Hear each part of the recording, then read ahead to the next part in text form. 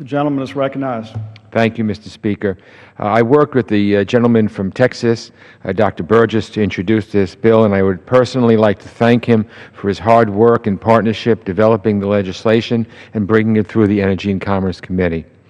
I would also like to thank our colleagues, Representatives Waxman, Pallone, Pitts, and Upton, for their support and effort to get this bill here today.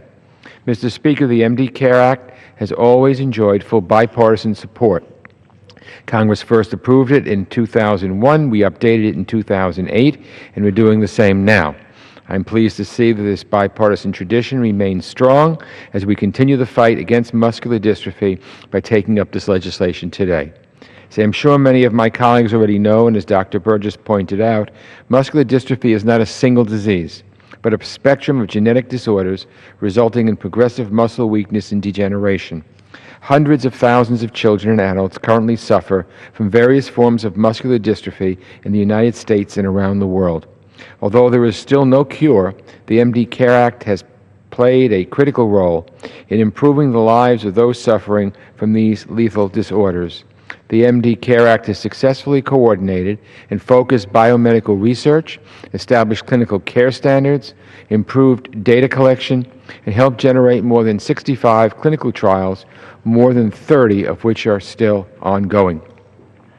As a direct result of this law, the lifespan of the average American living with Duchenne muscular dystrophy, the most common form of muscular dystrophy in children, has increased by a full 10 years. That is a statistic of which we can be proud.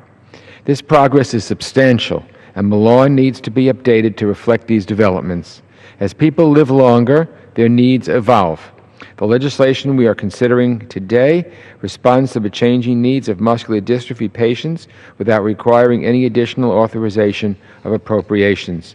It will make targeted updates to the MD CARE Act, bringing our programs in line with the scientific advancements we've made since 2008, when the law was last updated.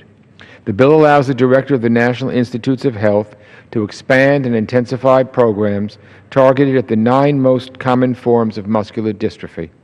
It also enhances research at the Wellstone Centers of Excellence, strengthens the Muscular Dystrophy Coordinating Committee, updates data collection, and increases awareness of treatment options among medical professionals.